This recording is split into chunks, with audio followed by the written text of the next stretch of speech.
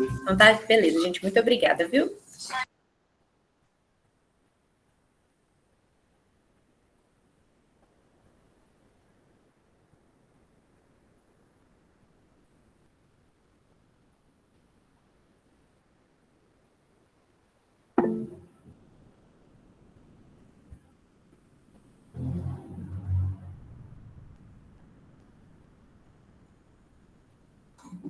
Aguarda só um instantinho que estamos tentando aqui apresentar aqui, tá beleza? Então.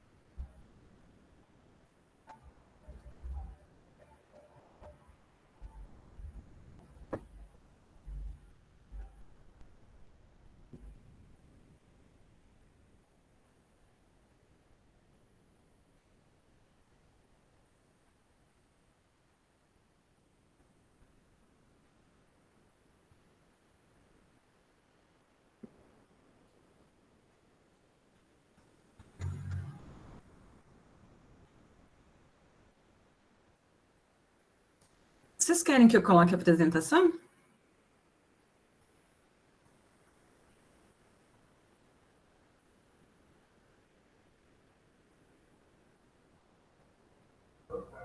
A gente está colocando aqui, mas se de repente... então tá. Se não der, eu coloco aqui.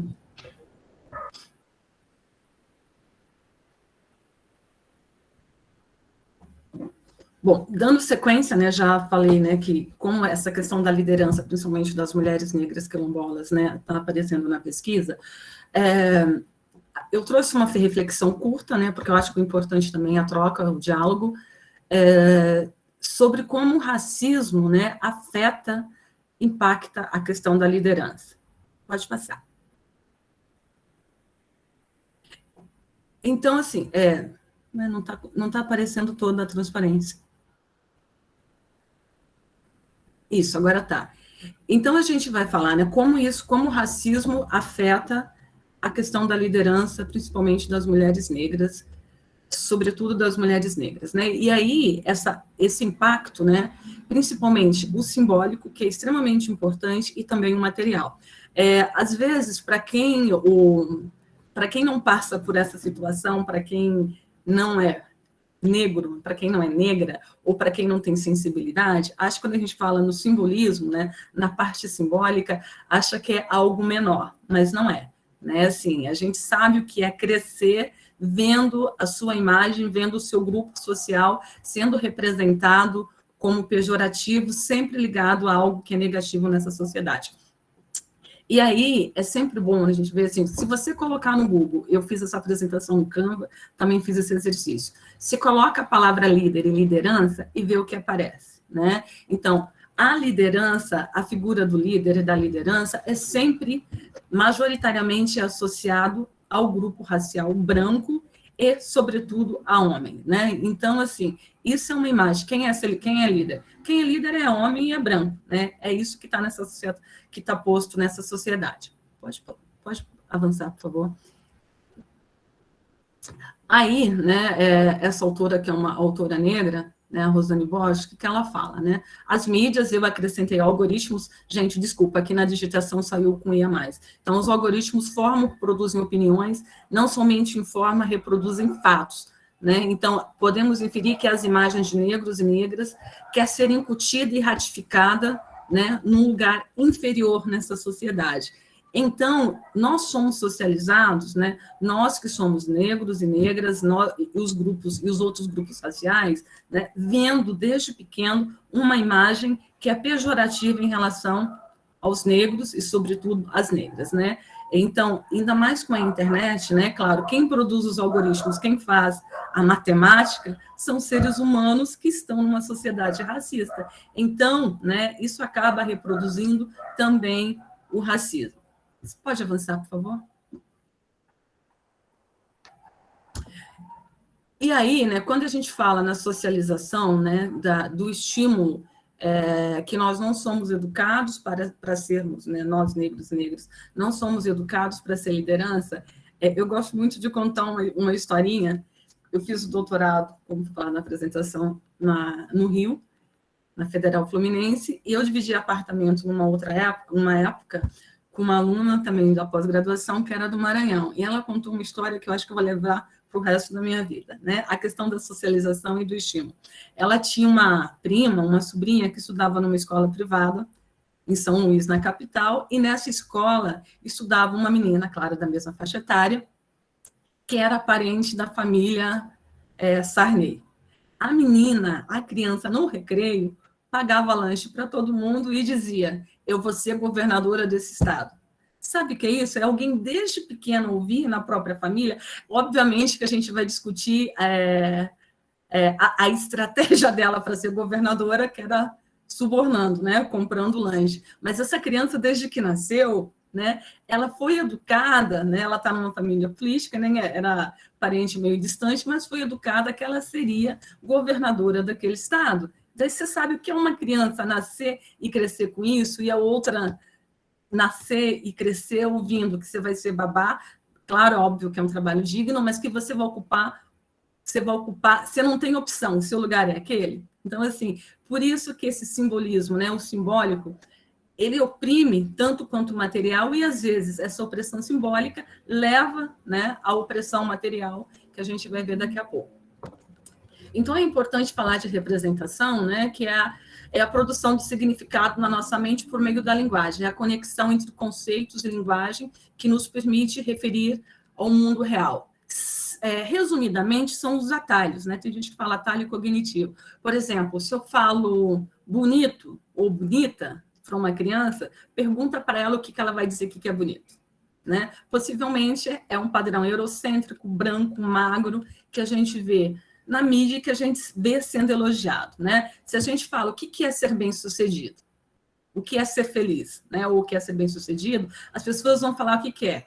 É recursos financeiros, é um bom carro. Então, assim, isso são os atalhos, é a representação que a gente faz no mundo.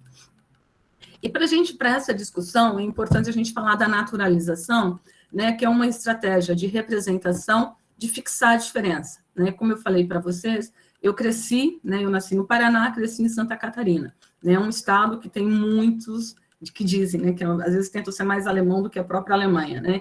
Então, assim, aos alemães está sempre, eu cresci ouvindo isso, né, a questão da disciplina. Os alemães são disciplinados, né? Então, tenta fixar essa diferença, né, naturalizar, e generalizar, né, como se todos os povos que tiveram um antepassado na Alemanha fossem extremamente disciplinados ou organizados em relação à diferença do outro, né?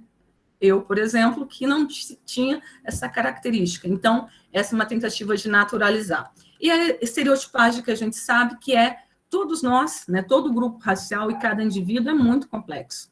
Né? Então, assim, tenta reduzir essa complexidade de um ser humano a poucas características. Né? O que a gente pode falar? Mulher negra, a sexualidade, né, muito atribuído a isso. Ou então o que a gente vê nas novelas ao cuidado, ao papel da mãe, né? Então, assim, é muito atribuído, como se nós não pudéssemos ser outras coisas, né? Então, é muito ligado ao corpo e essa questão do cuidado, da subalternidade. Então, essa é a tentativa da estereotipagem. Pode passar. Então, resumidamente, né, que a gente sabe, o racismo são práticas sistemáticas de discriminação que se fundamenta na raça, né? E hierarquiza, né? Uma raça é melhor do que a outra. Então, a partir desse conceito, né, a gente fala do racismo estrutural, que quer dizer isso, né? Que perpassa todas as instituições.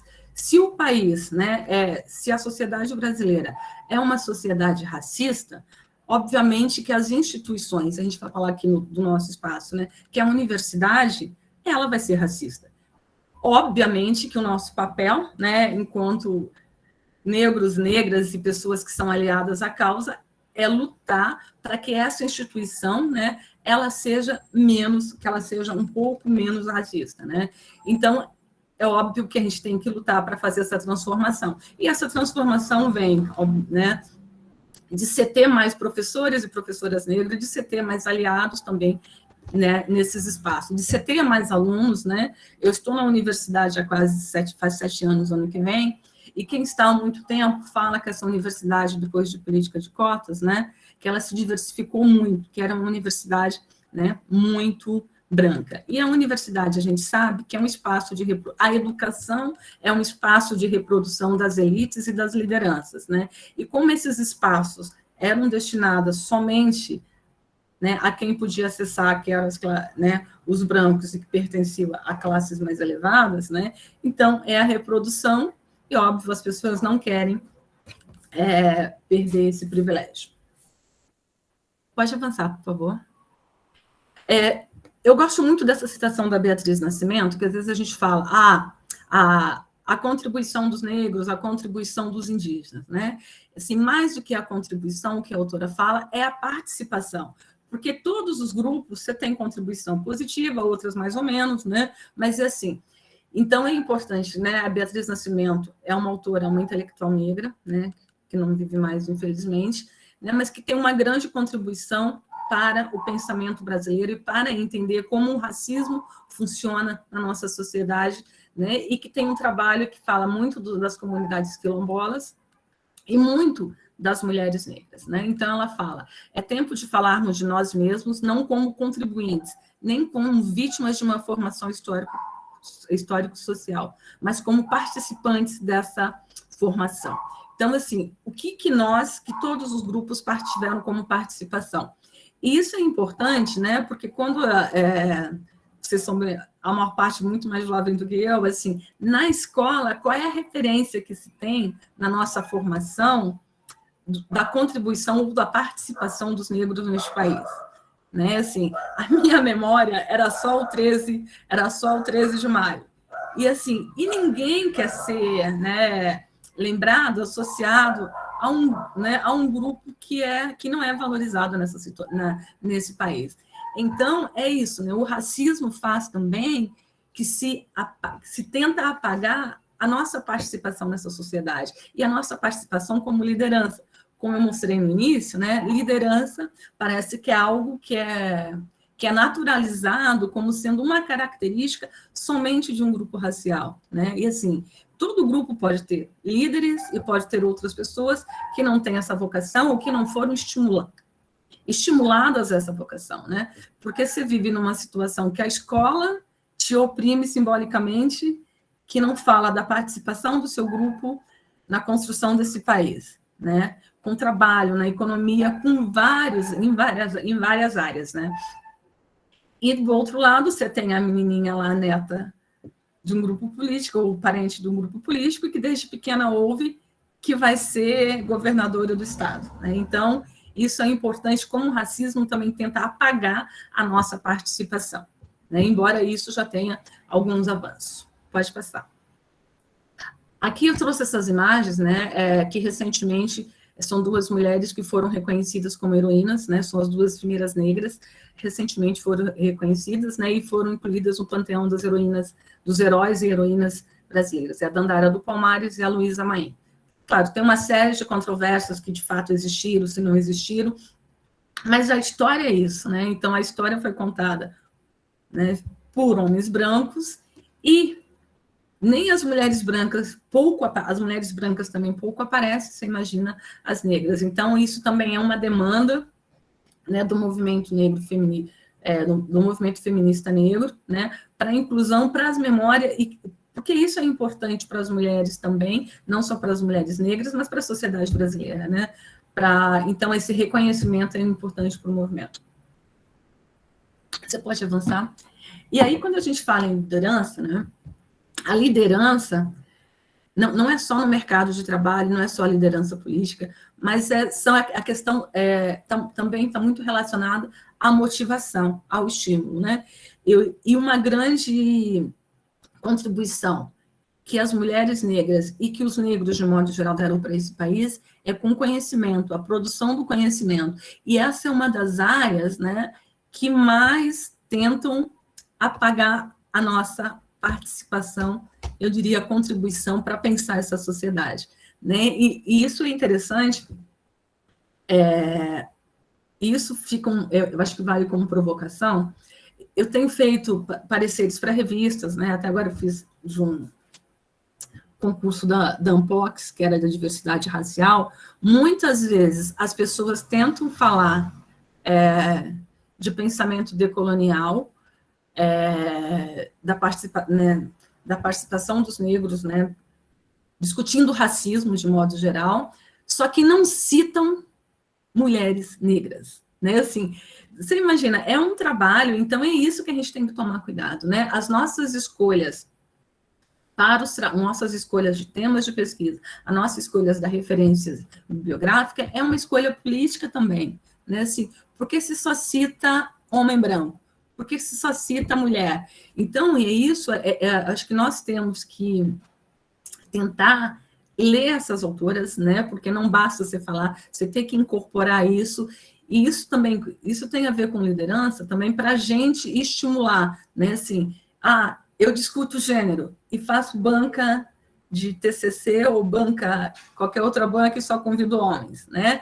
Eu acho que é um desafio nós tentarmos, né, sermos minimamente coerentes com o nosso tema de pesquisa, com as nossas escolhas e com a nossa prática dentro da universidade, né? Porque isso tem reflexo, né? As pessoas veem, e é uma forma também de você estimular, né, que outras pessoas adotem literatura, né, adotem autores e autoras negras, que adote mulheres. Então, eu acho que isso é um desafio para nós dentro da universidade, né, que é muito fácil você ficar reproduzindo, né, o conhecimento e não vendo a relevância que essas autoras têm, muitas vezes fora do Brasil, e não tem no Brasil. Né? Então, acho que é um movimento interessante e cabe lembrar essa questão, o porquê que a diversidade é importante, né? Porque essas autoras, né, tipo a Sueli Carneiro ainda é viva, né, mas as duas primeiras, a Lélia e a Beatriz,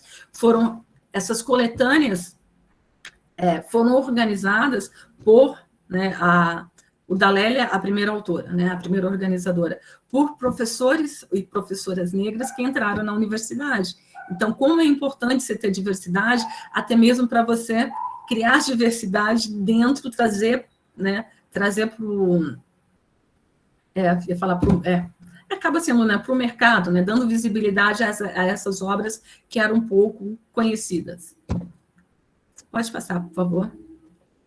Indo mais para o mercado de trabalho, né, a gente vê, no Brasil, 56% da população é negra, ou seja, pretos e pardos, né? Mas somente 29% dos cargos gerenciais são ocupados por negros. 14% ocupam função de chefia e 6% dos negros ocupam cargos de diretoria. Essa é uma organização, Pacto pela Equidade Racial, que é bem interessante. Eles têm materiais muito bacanas e servem, eles dão consultoria para empresas, né? Então, a diversidade, né, e isso, a diversidade racial, a diversidade de gênero, ela é extremamente importante. Primeiro, a gente tem que, para quem acredita aqui na pluralidade, mas empresas, né, o Google, por exemplo, da América Latina, tinha dificuldade de contratar latino-americanos por causa do inglês, né, que infelizmente é uma dificuldade, principalmente para quem nasceu numa família pobre. E eles tiraram esse critério, né, para o inglês fazer parte da formação para entrar na empresa. Porque as grandes empresas, né, entendem que a diversidade, se você tiver pessoas diferentes trabalhando no mesmo espaço, você consegue a solução mais fácil para determinados problemas. Né? Então, porque se todo mundo tiver a mesma trajetória, há uma tendência que se pense praticamente da mesma forma. Então, a diversidade, né, ela também ajuda a você resolver problemas, né, além do seu ganho simbólico também de ser uma organização que investe na diversidade. E nesse ponto, eu acho que é importante falar um outro exemplo, Quando eu estava no pós-doc nos Estados Unidos, eu vi um comercial da Honda, né, que é uma empresa japonesa, com uma mulher negra dirigindo um carro de luxo, né, coisa que eu nunca vi no Brasil. Aí eu estava na rua, cheguei em casa, fui procurar no site, ver as coisas. Então, essa empresa, nos Estados Unidos, ela tem uma política de diversidade. O mesmo carro é anunciado por uma mulher negra, por um oriental, por um latino, né? Eles tentam, né, o mesmo produto para diversos públicos, várias pessoas. E eu entrei no site e descobri que essa empresa lá tem uma política de diversidade para contratar mulheres, para contratar, né, afro-americanos, para contratar, né, a diversidade da sociedade. Enquanto aqui no Brasil, a mesma empresa não existe a mesma política, nem na publicidade. O que eu quero dizer com isso? Ninguém, né, nenhuma empresa vai fazer isso, nenhuma não, talvez assim, dificilmente, né, a palavra correta, vai fazer isso espontaneamente. Isso tem que ser demandado, tem que ser pressão social, né? Então, assim, a gente tem que estar sempre atento, né, e tentar, a gente está num momento muito difícil na sociedade brasileira, né, mas tentar trabalhar para que as empresas incorporem a diversidade, né? As grandes empresas têm diretoria de diversidade, né? Como o Magazine Luiza fez um programa de trainee para incorporar, né, jovens negros e negras, né? A gente sabe que essas medidas, né, o resultado que surtiu, né, de muitas críticas, porque, óbvio, ninguém quer perder privilégio, né? Assim, você sempre teve emprego branco, a partir do momento que começa a empregar um pouco, diversificar, né, há uma reação contrária. Próximo, por favor.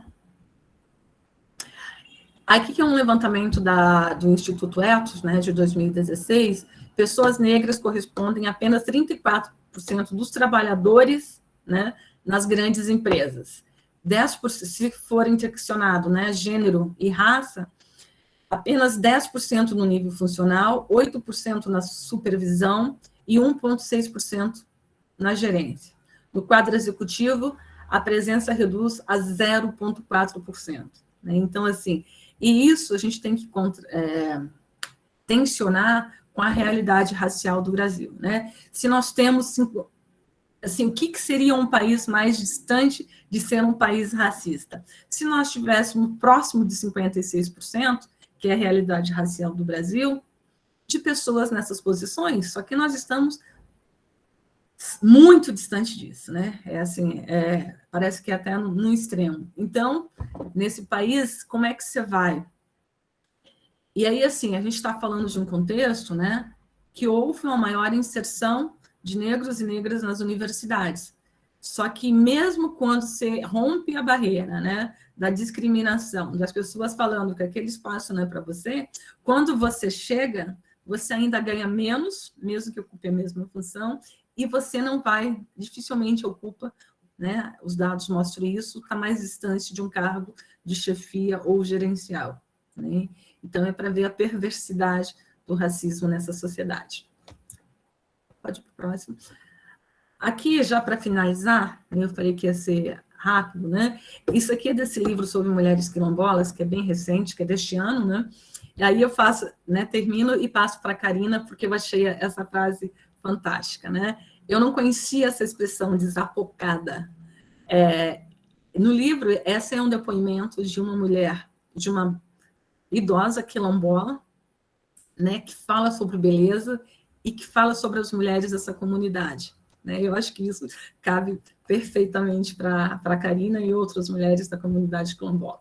Então, ser desapocada é ter desenvolvimento para desenvolver de tudo, ser disposta. Não existe mulher mais bonita que a outra, não, porque tudo tem sangue na veia, não tem boniteza, porque a boniteza é a disposição, o desenvolvimento, inteligência, desapocada na hora da necessidade. Né? Eu acho que as mulheres negras, desde sempre, tiveram a necessidade de serem desapocadas, né? De sobreviver, de lutar e de ser uma liderança na comunidade, de tentar melhorar a vida da própria família e do seu grupo, né? Que é um grupo muito solidário. Gente, é isso, muito obrigada.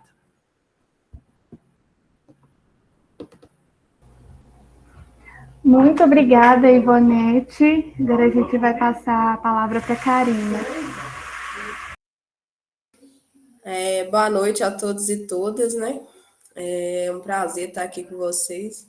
E as meninas já me apresentaram, né? Para quem não que chegou depois, meu nome é Karina Veridiano, sou da comunidade quilombola do Buiê, da zona rural de Viçosa.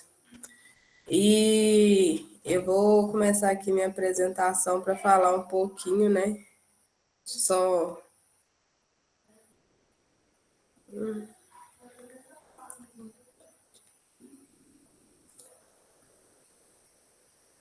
Vocês estão conseguindo ver? Sim, está aparecendo agora. Então, falar um pouquinho, né? Minha comunidade quilombola do Buiê foi certificada, né, em 2004, né, pela Fundação Cultural Palmares. E a comunidade é majoritariamente negra, né? A gente tem cerca de 130 famílias, né, no último censo que foi feito. E umas 500 pessoas, de 500 a 600 pessoas, né, que residem aí na comunidade. E a gente tem também, né, nossos griots e nossas griotas, né, que são pessoas aí detentores desse conhecimento. Karina, desculpa te interromper. Coloca no modo apresentação, que aí fica melhor, a imagem está tão bonita. Ai. Se eu colocar aqui, eu acho que eu vou atrapalhar o negócio. Eu acho que eu não vou conseguir colocar no modo apresentação. Mas aí eu vou continuar aqui, porque eu acho que se eu fazer no modo apresentação, eu vou atrapalhar aqui a apresentação. Mas aí aqui é um dos nossos, né, mais velhos, seu João Laurindo, né, tem várias teses e várias histórias aí que foram escritas, né, sobre a história de vida do João Laurindo da formação da comunidade. Eu só mostrei essas duas fotos, né, para mostrar um pouquinho da minha comunidade. Eu nascida e criada, né, na comunidade, sou mãe de 2 filhos, e eu sou muito influenciada, né, aí para chegar onde que eu cheguei hoje também pela Igreja Católica e a Igreja Evangélica, né, 2 movimentos aí que trabalhavam intensamente na época da minha juventude e de criança também na comunidade. Então, eu sofro muita influência dessas duas igrejas, né? Mais evangélica do que a católica. E depois, casei, tive 2 filhos e comecei, né, a trabalhar, igual toda mulher rural, né? Só que eu tinha comigo também que, essa vida não é vida para mim, não. Eu não queria ficar trabalhando em casa de família, lavando banheiro dos outros, igual minha mãe, minhas tias, né, e minhas irmãs. Então eu tinha aquilo comigo, eu não eu vou ter que estudar para mudar aí minha história, porque eu não quero lavar banheiro dos outros a vida toda e ficar sofrendo humilhação. E aí, aos 18 anos, né, eu comecei a voltar a estudar, mas não concluí. E em 2016, né, a gente começa na comunidade aí algumas atividades. Só que a primeira atividade, né, não está aqui na ordem, gente, mas foi do cursinho popular do Buiaê, né? A gente começa com três jovens, né? 4, quer dizer, 4 jovens que tinham um sonho aí de entrar na universidade. Mas só que um já era formado, né? Que é o Júlio. Eu acho que muitas pessoas conhecem ele. Então, ele já era formado em Direito. E aí a gente, como os outros 3 queriam entrar na universidade, então quem tinha aí o maior conhecimento, né, daria aula para os outros. E aí a gente ia se ajudando. Mas aí ele entrou, né, ali naquele desafio e fez também o Enem. E aí em 2017 ele e o Tiago, né, que eram 2 homens e 2 mulheres, eles passam. E eu e a Nirlene não passamos. E aí a gente continua estudando, né? À noite a gente trabalhava e tinha os nossos afazeres. E à noite a gente ia lá para o porão da igreja evangélica estudar. E aí a gente passa o ano de 2017 inteiro estudando. Aí fazemos o Enem e eu em 2017, né, em 2018, eu entro na universidade. E aí a Nirlene não entra, mas depois, anos depois, ela faz o Enem, mas aí ela teve a oportunidade de passar, mas teve que escolher, né, como a maioria, né, como se manter na universidade, porque ela tinha filho também. e teve que fazer uma escolha, né? Escolha difícil, porque ela também queria, né, entrar e aí realizar o sonho de estar se formando e alcançando, né, novos ares e os sonhos que ela tinha. E aí, anos depois, né, em 2020, a gente começa a se organizar, porque a gente já tinha algumas ações que eram feitas na comunidade, só que a gente não tinha um nome específico. E aí a gente vai e coloca, né, o nome de Buiaé Projeto Social, porque eram várias ações que a gente desenvolvia na comunidade.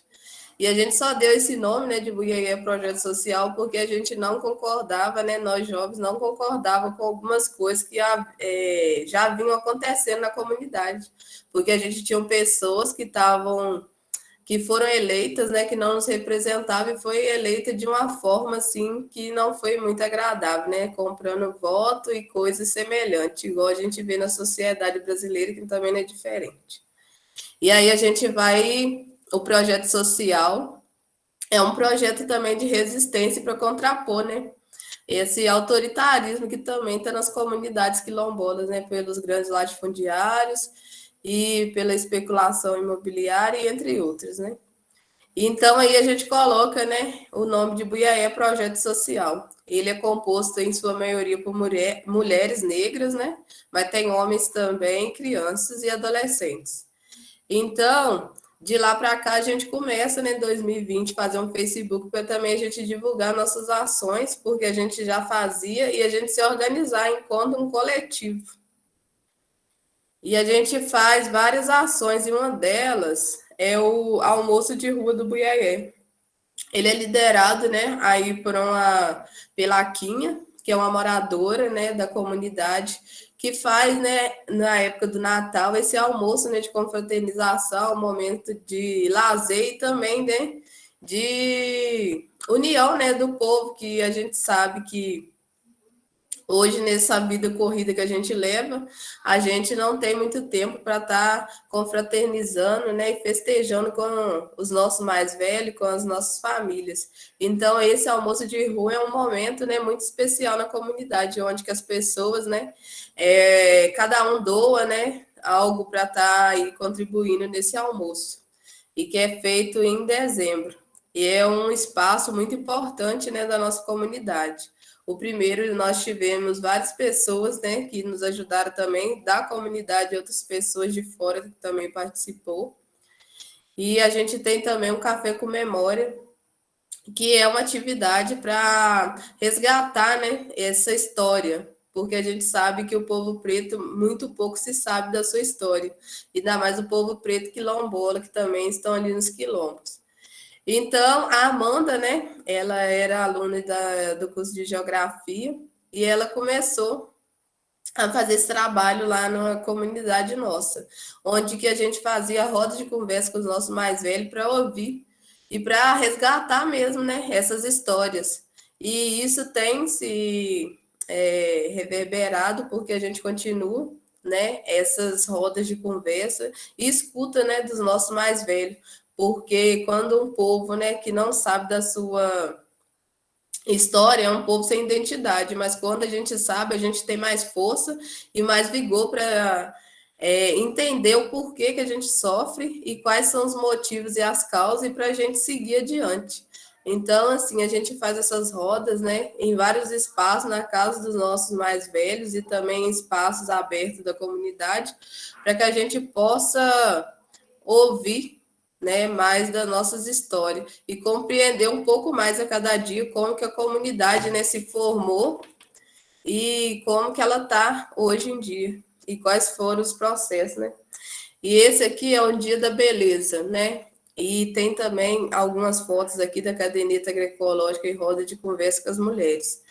Essas duas primeiras fotos, três primeiras fotos aqui, são desse Dia da Beleza, né? Que é um espaço de empoderamento e para as mulheres mesmo, né? Uma hora de lazer para que elas possam aí se maquiar, se embelezar, colocar seus turbantes, fazer seus cabelos, porque a gente sabe que essas mulheres, né, estão na lida constantemente nas lavouras de café, nas suas casas, olhando seus filhos, estão em dupla, tripla jornada, né? E às vezes não tem muito tempo para se cuidar. Então, esses espaços é um espaço de extrema importância, né, para a comunidade. Ele também é liderado por essa liderança que é a Quinha, que é uma mulher muito espetacular aí na nossa comunidade. E essas outras duas, né, duas fotos aqui são da caderneta agroecológica, né, que está também esse trabalho importante com as mulheres rurais, para entender o seu valor, né, porque elas trabalham nos seus quintais, tiram, vendem, né, e ajudam nas suas despesas diárias das suas famílias, e os homens ainda, né, falam que não fazem nada. Então, quando essas mulheres têm essa caderneta, né, esse instrumento pedagógico para anotar tudo ali que elas comem, né, do seu quintal, vendem, troca, e ali ela pode, né, ver que ao final do mês ou ao final até menos de mês, ela vai tirar muito mais aí do que o marido que trabalha, né, de um mês para ganhar um salário. Então isso, né, ela pode chegar e falar não aqui, ó, né, eu também estou trabalhando e estou ajudando dentro de casa. Então, isso também, né, é uma forma de valorização dessas mulheres, de empoderamento dessa caderneta agroecológica, que foi muito importante na nossa comunidade também. E essas rodas de conversa com as mulheres aqui, que é a última foto de baixo, é um espaço, né, onde que as pessoas, as mulheres, né, se sentam para organizar algumas atividades que são feitas aí na comunidade. A Feira Quilombola Buiaie também, né, é uma atividade que acontece na comunidade desde 2019. Ela aí é um fruto, né, do curso de licenciatura em Educação do Campo, a qual eu faço parte. E nessa feira, né, que foi a primeira em maio de 2019, né, tínhamos 6 estudantes, né, da comunidade, 5 da comunidade e uma, né, da comunidade vizinha, do Zigue Zague. E eram, em sua maioria, mulher, né? Só tinha um homem, né? Em sua maioria, mulheres negras também. E a gente tem até uma, né, das coordenadoras, sou eu, a outra é Cleonilde, que também está aqui na sala. A gente tentou, né, ao máximo aí, utilizar tudo que a gente tinha na comunidade, né, para estar montando as barracas, desde as palmeiras, aos bambus, né, tudo artesanal, para que a gente mantivesse aí bem os traços aí da comunidade. E a gente fez em 2019 esse espaço, foi pensado somente para fazer um espaço de campo mesmo, né, para que desse visibilidade aos produtos, mas para os estudantes e professores que foram, né, na comunidade nesse ATC, que é o acompanhamento tempo comunidade. São 3 dias de campo, onde que os alunos e os professores vão para uma comunidade vivenciar aí o dia a dia, né, desses estudantes que moram nesse território. E no nosso aconteceu, só que o nosso a gente tentou, né, nesses 3 dias mostrar o máximo possível, e no último a gente fazer essa feira, onde que a gente pôde não só fazer a feira com os produtos, porque a gente não tinha dimensão de quanta riqueza, né, que tinha no nosso território. Nós moramos, né, na comunidade desde criança e não sabíamos o quanto que se produzia. Isso foi muito importante para a gente também. E dentro da feira a gente, né, organizava rodas, né, de conversa, e tem essa no meio aqui, que é a nossa raizeira, né, a Cidinha, que ela sabe, né, como é que usa as plantas medicinais. E a gente também na feira, a gente tinha roda, né, de capoeira e de atividades para as crianças, e também ali oficinas, né, de criatividade para as pessoas da comunidade. E aqui são 2 fotos, né, de reuniões que a gente fez. Essas são uma das, né, reuniões que a gente fez com os agricultores, para a gente estar aí organizando melhor essa feira, porque nós éramos estudantes e todos amadores, nunca, né, aptos, né, para estar trabalhando com circuitos curtos, né, as feiras.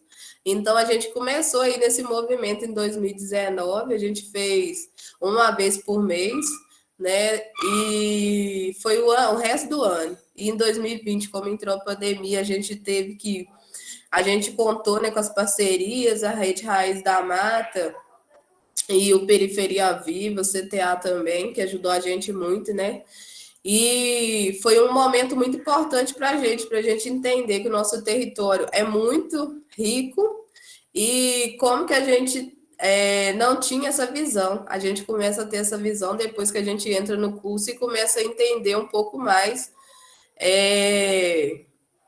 a valorizar também, né, um pouco mais da nossa história e um pouco mais aí desses circuitos curtos. E a gente tinha também, né, na comunidade o intercâmbio agroecológico, né, que foi a atividade que a gente pensou para fazer vivências, né, na comunidade, onde que a gente pudesse estar percorrendo os quintais e fazendo essa problematização também, né, escutando as histórias, né, das famílias e fazendo a problematização também da alimentação, porque a gente sabe que não só na cidade, né, as pessoas estão se alimentando mal, como na roça também, né, nas zonas rurais. E na nossa comunidade também não é diferente. Né? A gente sabe que com a modernização, as comunidades perderam muito essa questão alimentar. Então, as pessoas hoje têm muitas doenças, né, que são aí derivadas dessa má alimentação. E a gente fez essas vivências e elas são muito importantes, né? A gente quer até retomar agora, depois da pandemia, porque a gente sabe quanto que é importante a gente estar problematizando e trabalhando em prol para que cada dia mais a gente venha a ser autossustentável, né? E aqui a gente tem os mutirões de horta, né? A gente vai para os quintais, né, das casas, geralmente mais a gente trabalha, né, com os produtores da feira, para a gente fortalecer aí a produção. Então, a gente faz essa troca, né, de mudas e sementes, para que a gente possa ter e também ali fazer essa problematização, né, com esse produtor de tá trabalhando essa questão da alimentação saudável, né, tá produzindo um alimento sem veneno, de boa qualidade, e que vai propiciar aí a ele uma boa qualidade de vida. E esses mutirões, né, também eles são liderados pelas mulheres, né?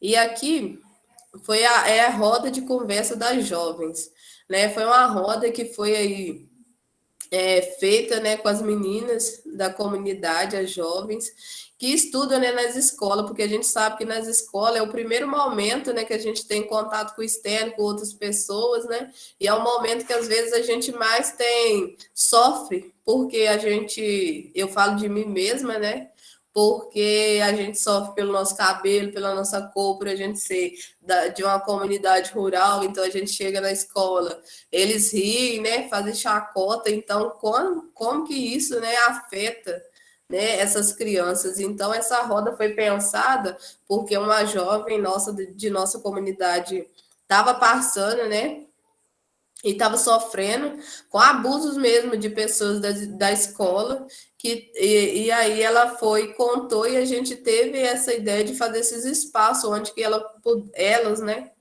pudessem falar e ver que a gente também passou e a gente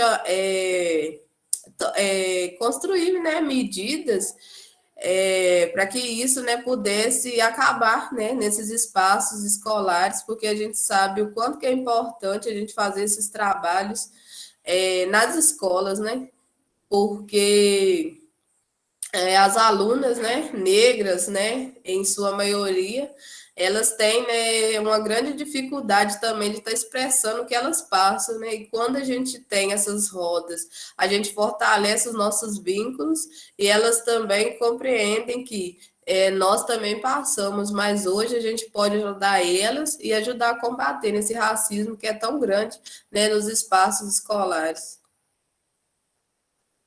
Aqui é o cursinho popular do Buiaé, né? Igual eu falei já dele no início.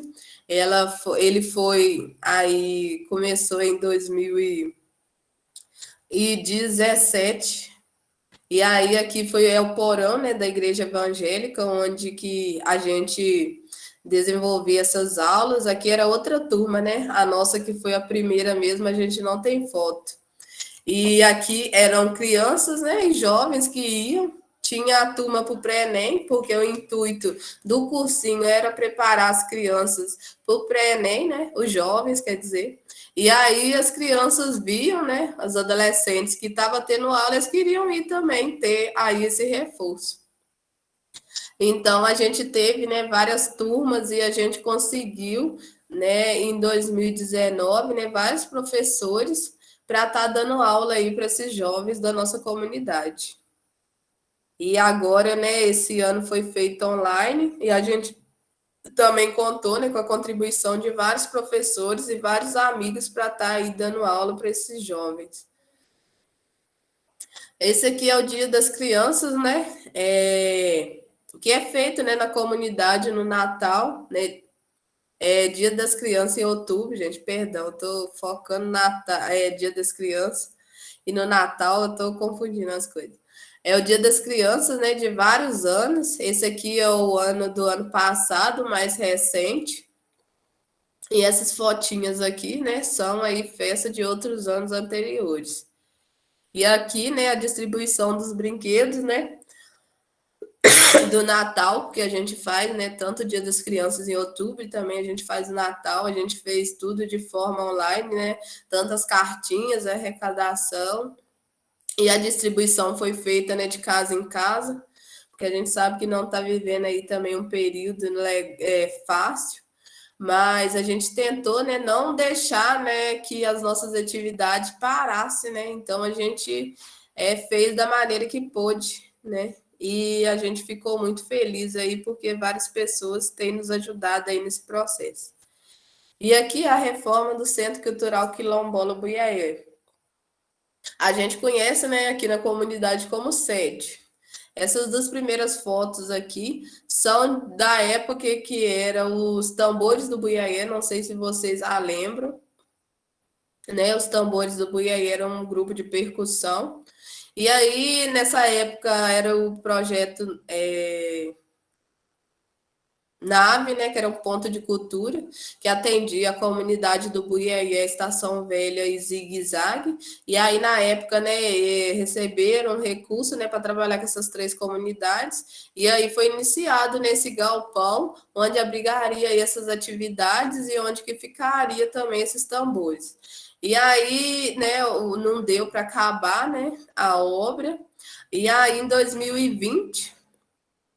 a gente começa aí porque a igreja, né, tinha restrições para acontecer o cursinho popular, e aí a gente vai lá para a sede, né, que era um espaço que estava parado, e a Anjinha começou, a Anjinha, que é outra pessoa importantíssima, né, ela não é da nossa comunidade, mas trabalha na nossa comunidade com as jovens, né, é um trabalho missionário da Igreja Católica.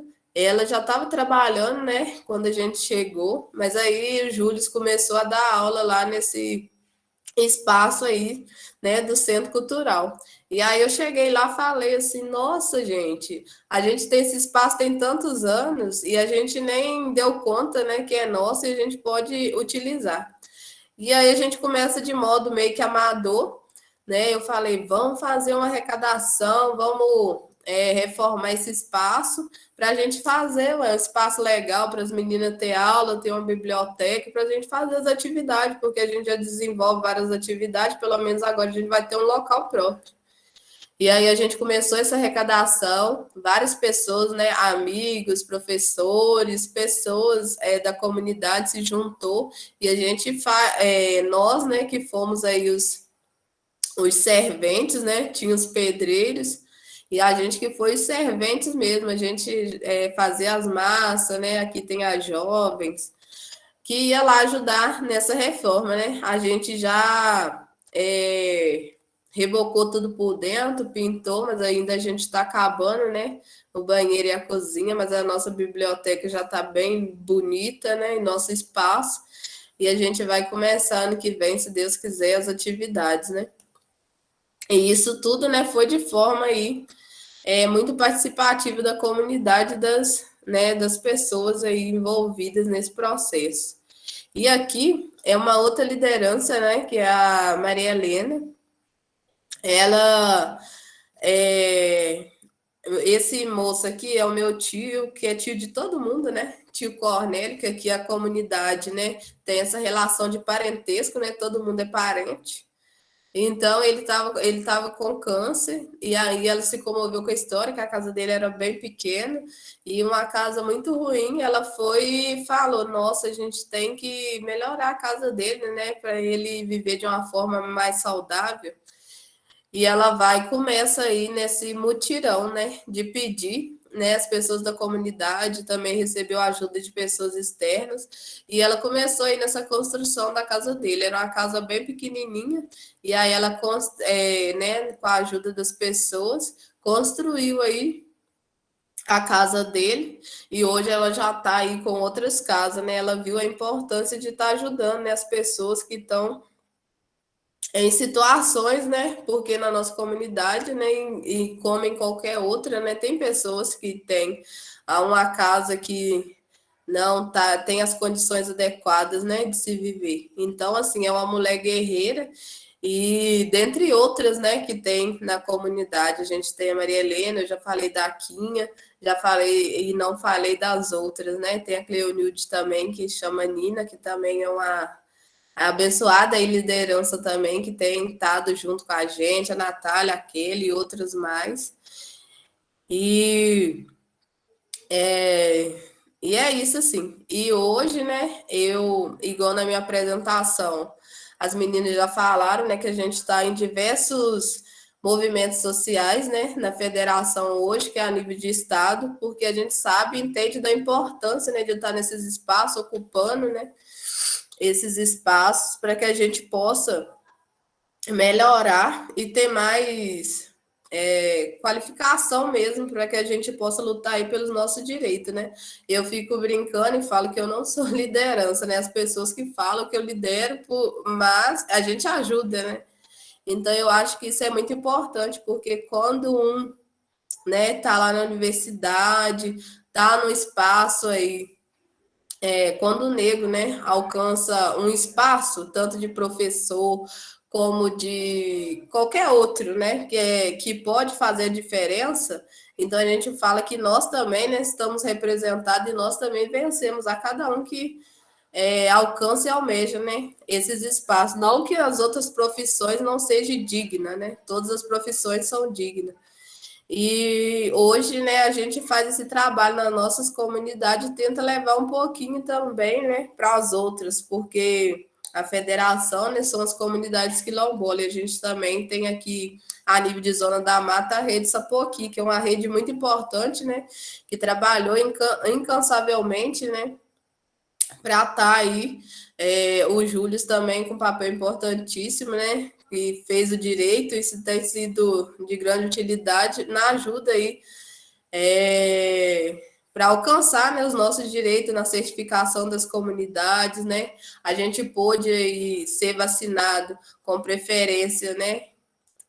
Mas também com muita luta, né? Graças a esses movimentos sociais quilombolas, né? Que a gente faz parte. E cada dia mais, né? A gente vê que a gente está na universidade, está nesses movimentos, e isso nos propicia, né?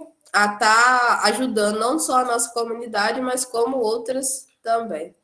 Ô, gente, eu não sei se eu falei demais, se eu falei tudo que era para falar, mas vou parar por aqui. Foi ótima, Karina. Muito obrigada pela sua apresentação. Projeto incrível. A gente estava aqui comentando, você estava falando, a gente estava aqui comentando entre a gente. Nossa, é muito bacana o seu projeto nos dias de hoje. É muito importante mesmo. Ivonete, sua apresentação foi incrível. Foi muito boa. E agora a gente abre espaço para as pessoas que estão participando da palestra poderem perguntar para vocês o que quiserem. Às vezes quiserem contar alguma experiência né, que já presenciaram, não sei, com relação ao tema da palestra, fiquem à vontade.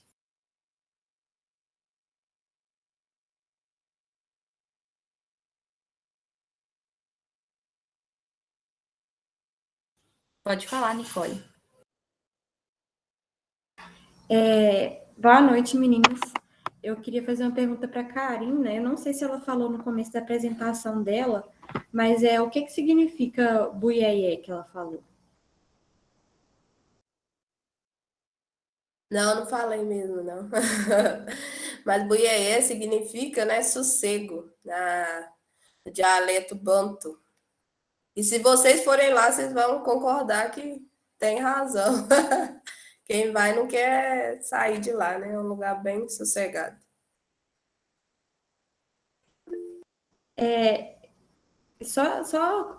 Aproveitar que eu estava perguntando, vou perguntar sobre uma coisa que ela falou. Vocês têm algum desses projetos que vocês fazem aberto para outras pessoas poderem participar, ou outras pessoas podem passar um dia lá para conhecer? Como é que é?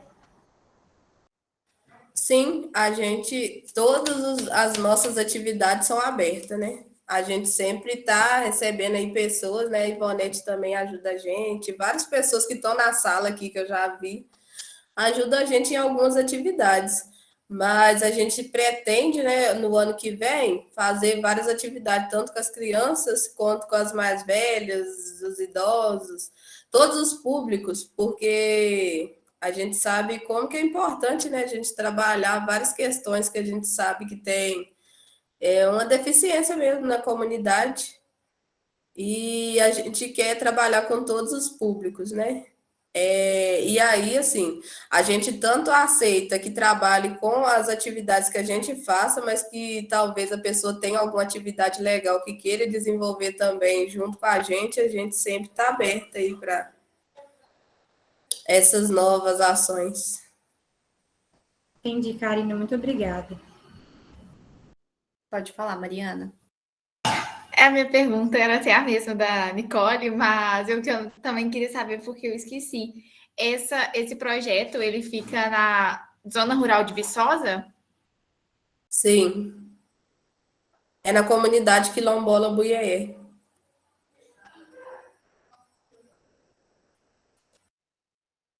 Bom, alguém tem alguma dúvida? Mais alguma dúvida? Porque a gente tem dúvidas aqui.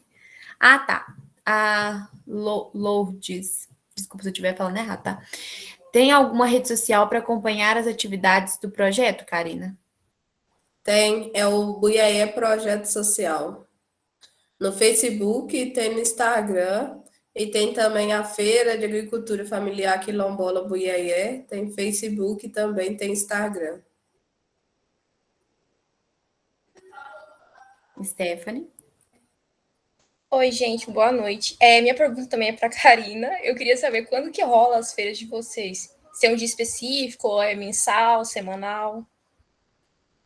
Então, agora, como né, a gente ainda não voltou presencial, a gente faz as listas, né, que a gente disponibiliza quinzenalmente. Aí a pessoa pode estar aí pedindo os produtos que a gente tem, né, o motoboy que vai entrega. Mas a gente disponibiliza na lista, porque lá tem os nossos números, né, e aí a pessoa entra em contato com a gente e a gente leva, né, nas casas. E a gente entrega em Viçosa também. Mas a gente está pretendendo voltar ano que vem. A gente só não tem uma data ainda certa.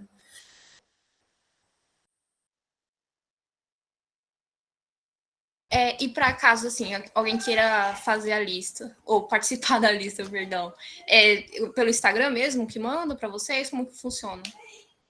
Então, lá a gente deixa, né, ter a lista e tem um contato embaixo, que é meu, Karine, e da Cleonilde, que é a Nina. Então, esses números, aí você pode fazer escolher lá os itens que você quer e mandar para a gente. E aí, né, passar o endereço, tudo direitinho, para a gente entregar para você.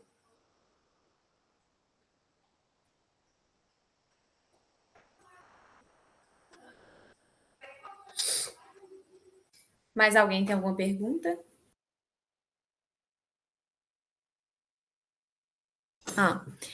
Queria saber das duas, sobre a percepção da ascensão das mulheres negras em cargos de poder.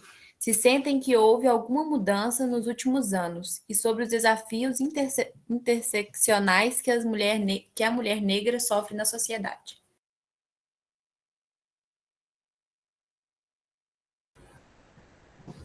Júlio, eu não acho que tenha havido... Eu acho que os números, né, os índices continuam baixos. E nesse momento que o país está vivendo, também eu acho que não tem sido um momento para valorizar, para estimular que empresas, né, façam, implementem políticas de diversidade, né?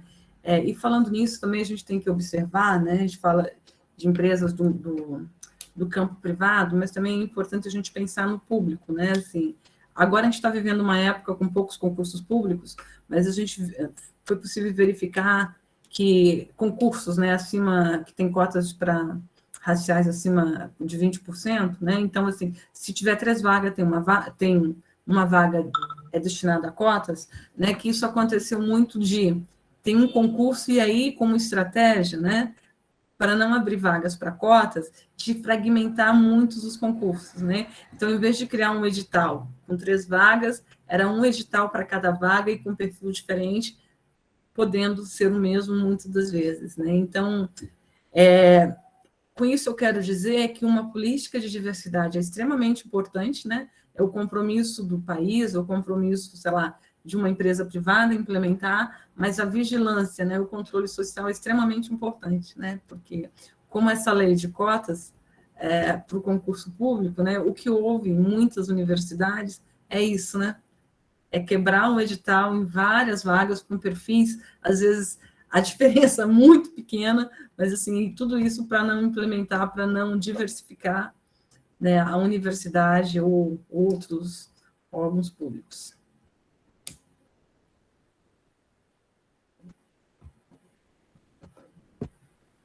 Então, a Ivonete já falou aí, mas eu acho que nas comunidades quilombolas, né, eu vou falar nesse aspecto, porque em sua maioria, né, as lideranças são mulheres, então a gente a gente é maioria e continua, né, cada dia mais as mulheres ocupando esses espaços, e agora, né, a gente está aí na federação e a gente vê como que as mulheres, né, sofrem por estar nesses cargos, porque a gente sofre um machismo muito grande, né, porque as pessoas não aceitam, né, a gente por ser negra e eu falo isso no sentido de que nós somos uma comunidade quilombola, mas também não tem só quilombolas na nossa comunidade, a gente sofre na pele essas questões de pessoas que são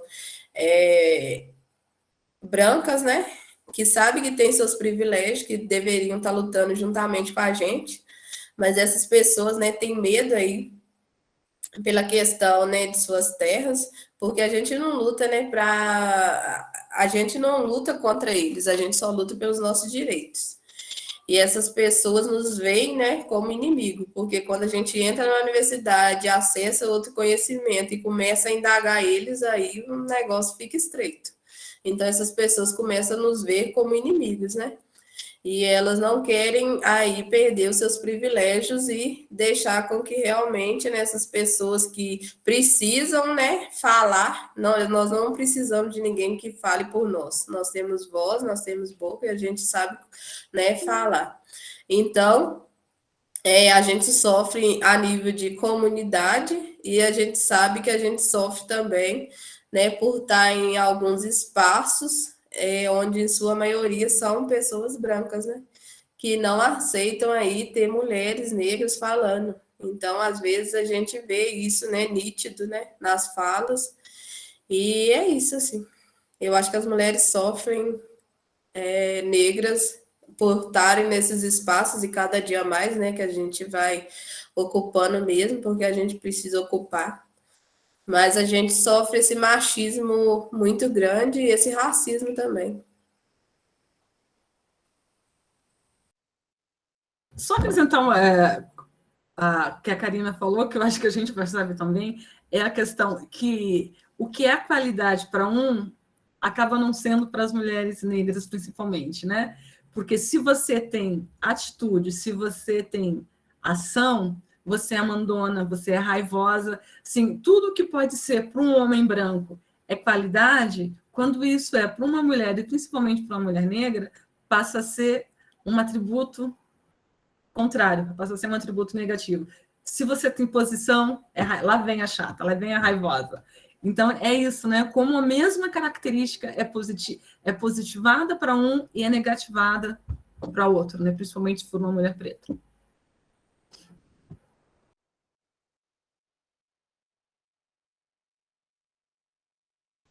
Alguém mais tem alguma pergunta? Não, porque a gente tem. Deixa eu falar aqui a pergunta que a gente elaborou. Vocês, para as duas, tá? Vocês acham que a organização feminista se movimenta em prol de favorecer o surgimento de lideranças femininas negras?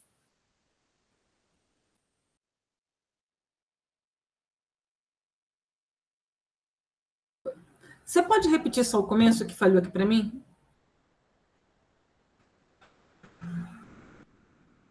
Vocês acham que a organização feminista se movimenta em prol de favorecer o surgimento de lideranças femininas negras? Daí depende também de que movimento você está falando, né? Eu acho que o movimento, né, que tem esse...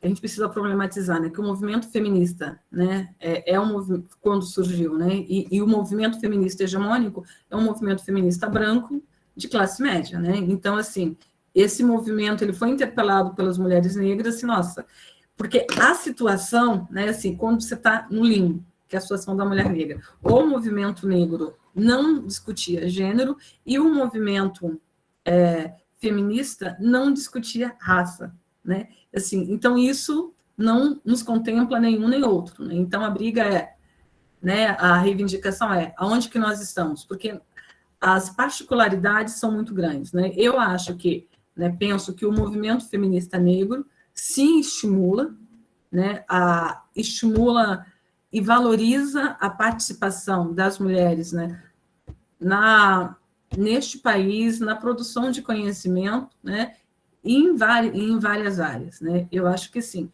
Agora, eu acho que o movimento feminista branco, né, até acho que teve avanços, que ele tem se repensado a partir da crítica das mulheres negras, né? Mas eu acho que, de modo geral, o movimento feminista negro estimula, sim, e principalmente das mulheres jovens, né? Porque você tem que estar sempre movimentando e atualizando o movimento com novas demandas, né? Então, assim, não é só discutir a questão das mulheres, mas das mulheres que são homossexuais, das mulheres que são transgêneros. Então, assim, a gente tem que atualizar a pauta e entender que o mundo muda, né, e tentar caminhar nesse sentido. Mas nesse aspecto, eu acho que o movimento negro feminista, né, ele contribui sim.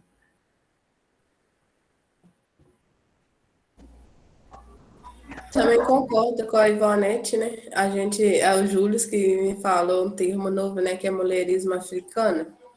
E ainda não li, não. Mas é verdade, né? Enquanto que as mulheres brancas, né, em questão do feminismo, estão com a pauta, a gente está lutando por outras pautas. Então, são pautas diferentes, né? E que, às vezes, o feminismo não nos contempla, né, em sua totalidade. Nós temos pautas que são iguais, mas, em sua maioria, a gente não luta pelas mesmas coisas. Porque enquanto elas estão, né, avançando, enquanto que elas lutavam lá pelo voto, a gente estava lutando cá por outra coisa. Então, a gente vê que as pautas são diferentes, né? E esse movimento aí das mulheres negras, ele é muito importante, sim. Igual a Ivonete falou, né? E mais o movimento jovem, né? Das mulheres jovens que estão mais antenadas e estão aí à frente dessas lutas. Assim. É isso.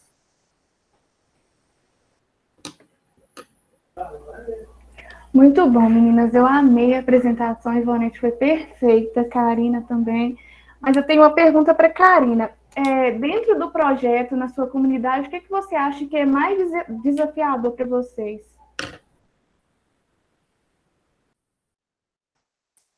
Eu acho que o que é mais desafiador para a gente é na questão da educação mesmo da nossa comunidade, porque a gente tem esse processo, né? Porque por nós sermos descendentes de pessoas que foram escravizadas, então a gente tem assim um estigma, né? As pessoas têm essa questão da negação. Eu falo porque a gente já falou várias vezes, né? Do tornar-se negro. Eu falo que eu me tornei mais negra, eu já sofri o racismo na escola, em outros espaços, mas quando eu entrei na universidade. Então, assim, a gente começa a entender que a gente precisa educar o nosso povo, porque enquanto que o nosso povo não ser um povo educado, que conhece realmente a sua história, ser um povo que está mais antenado, né, sobre os debates da sociedade, a gente não avança. Então, a gente tem tentado trabalhar isso, mas a gente sabe que é dificultoso, né, da noite para o dia, né? Então, você vai chegar na comunidade. Então, assim, a gente mostrou o projeto, ele é maravilhoso, mas dentro da nossa comunidade a gente tem essa divergência de pensamento, né? Porque as pessoas pensam assim, nós somos todo mundo igual. É todo mundo igual? Na prática, não tem nada disso, gente. Então, né, nós somos seres humanos, mas nós não somos todo mundo igual. Então, a gente vê a diferença, né, no tratamento e várias coisas. Mas aí a gente vê a questão também dos privilégios, e eles acham que não, a questão da meritocracia, quem me dera, né? Conseguir, se fosse só por mérito, né? Se não fosse aí pela luta, né, das pessoas que vieram antes de mim. Então, eu não teria conseguido nada se não fosse por eles. Então, eles lutaram, morreram e foram avançando nessa luta. E hoje eu consigo estar onde é que eu estou, né? Por essas políticas, né? Que são afirmativas também, que a gente entra, né? E recebo a Bolsa Quilombola, mas foi uma luta dos movimentos sociais também.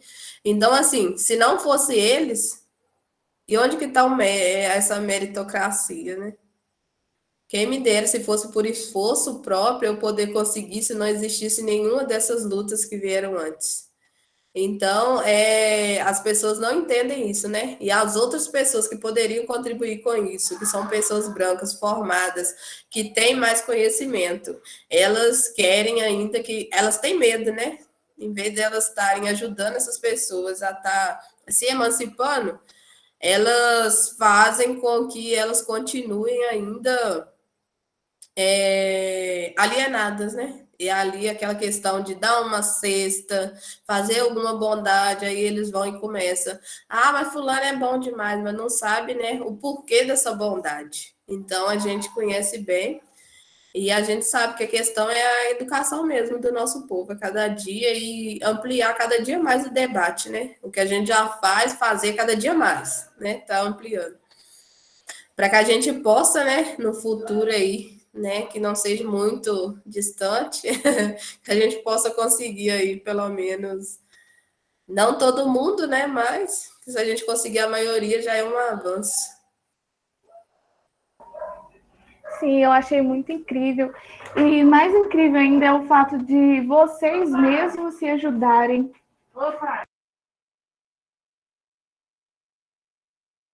Sim, então, isso é muito importante mesmo, né? Porque a gente tem um grupo, né? E em sua maioria são jovens. Eu não sou jovem mais, gente. Eu já passei dos 30, né? Pelo estatuto, mas me considero jovem. Mas, mas aqui na comunidade é a juventude mesmo, né? Que pauta aí, que tá brigando mesmo, né? Para que as coisas aconteçam. Então, tem várias pessoas e as mulheres. Porque desde que eu me conheço por gente, quem faz aqui as coisas acontecerem na comunidade são as mulheres. Então, aí é um legado, né? As nossas mães, as nossas avós, e a gente já vai acompanhando o ritmo.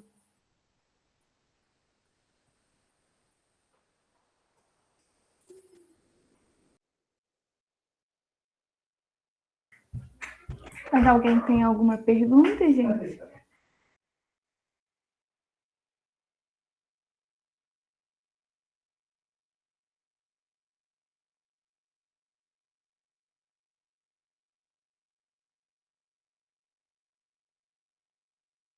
Bom, então já que ninguém tem mais nenhuma pergunta, eu quero agradecer muito a Karine e a Ivonete por ter aceito o nosso convite.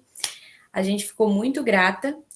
E eu quero lembrar também que esse não é um tema só de novembro, que é um tema durante o ano todo, que em novembro dá um destaque maior, mas é um tema do ano todo que precisa ser constantemente lembrado e debatido. Eu agradeço muito a participação de todo mundo. Hoje nosso evento encheu. Muito bom, amei. E muito obrigada mesmo, gente, por ter comparecido, por ter ficado aqui. E até a próxima. Quem quiser falar alguma coisa, tá aí.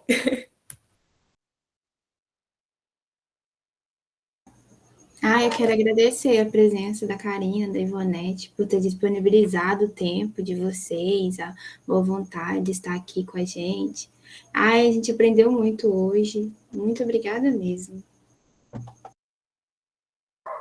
Gente, eu também gostaria de agradecer a Karina, a Ivonete. Foi uma palestra muito, muito boa e muito enriquecedora para a gente. E queria dizer que eu estou doida para conhecer o Buiaé também.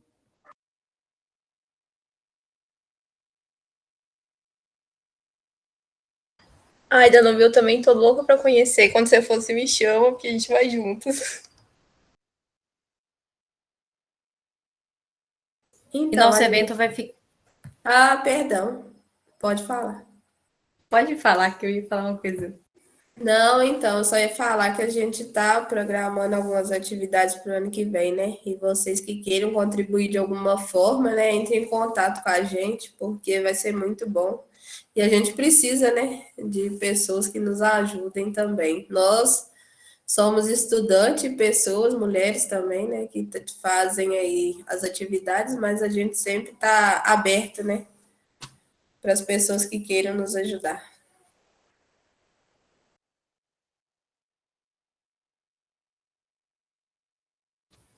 A palestra vai ficar disponível no YouTube. E é isso, gente. Muito obrigada. Tchau, obrigada.